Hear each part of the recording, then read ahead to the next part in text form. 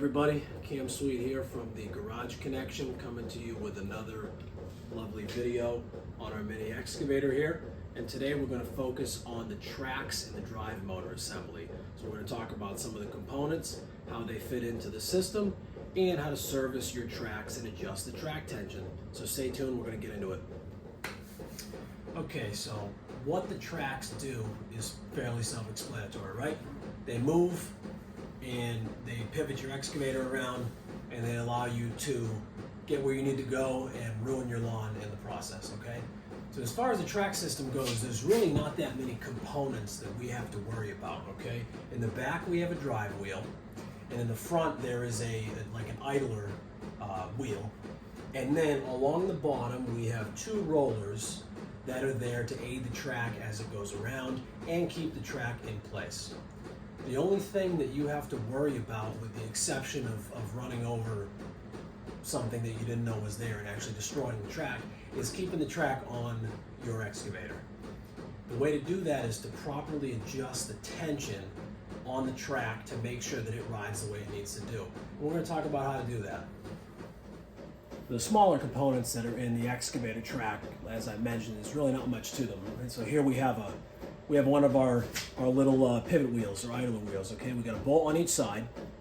This is just a simple metric threaded bolt here, bolt on each end, and then you can see we have a flat spot on the top of it. Right? This flat spot is there to engage with a piece of metal that's welded on the inside of your track boxes and prevents this centerpiece from turning while you're torquing these bolts down. Now, it is worth mentioning that these bolts on this machine, and I only have 3 or 4 hours on this machine, these bolts are all loose. So if you have one of these machines, I strongly recommend you going around and tightening these bolts. Okay. So pivot wheels right here. We also have that front wheel that I was talking about. This wheel is in charge of all the tension for the excavator tracks. Okay. What we have here is basically, we have a wheel on a bearing, and then as you can see on the end of it, there is like a socket right here, okay? And that's where this tensioner comes into play. This tensioner is sandwiched between a piece of metal in your excavator box and this nut. And what happens is, when you put this all together, this captured nut here is held in place inside that box. So you're gonna put a 17 mil ratchet wrench or wrench on the end of this thing. You're gonna crack this nut loose, and then you are gonna proceed to tighten down on this bolt that's going to force this wheel outwards towards the front of the machine and tighten up your track tension. Once you're done with that and you get the track tension set appropriately, you're going to tighten this big nut down and lock it in. Now, for the last part of this, we are going to talk very briefly about the track, okay? The excavator track, we got a couple different things going on here. So these teeth that are on the bottom, okay? There's two functions to these teeth. The first one is going to be in the middle of the teeth. This is for that tensioning wheel to ride inside of, all right? And this tensioning wheel is held in place by these little teeth that are sticking out here.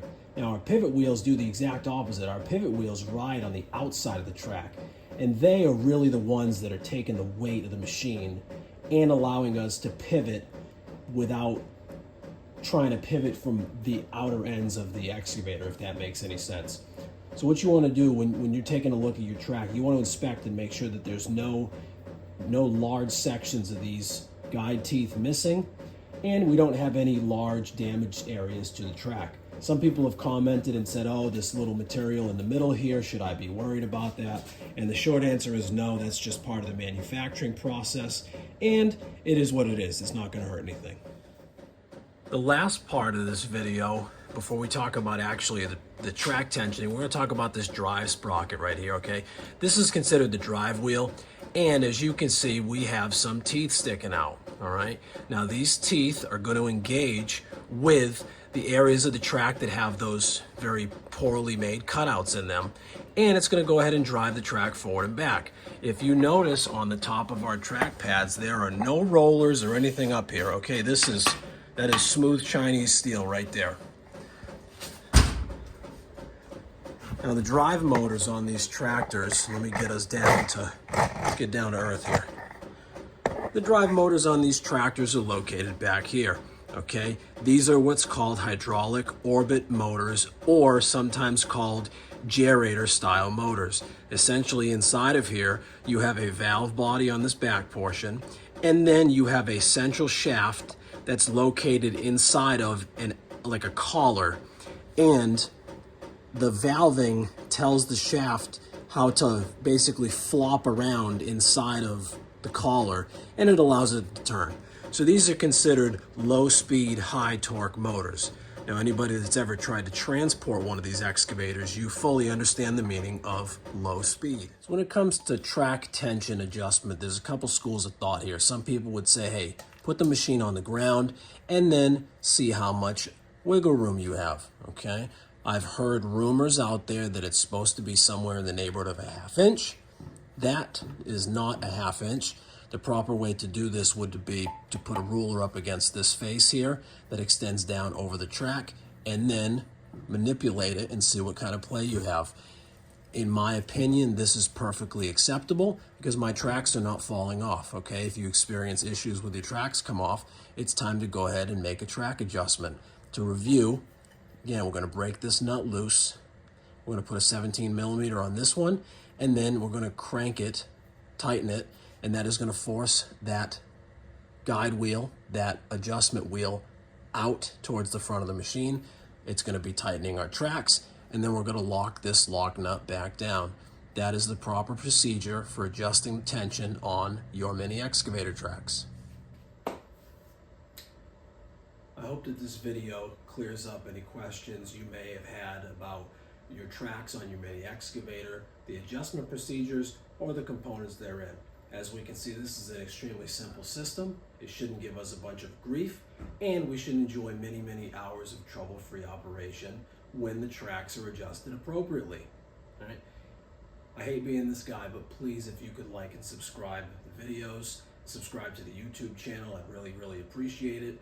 We're making the Garage Connection the #1 place on the internet to help you out with your mini excavator problems, questions, and needs.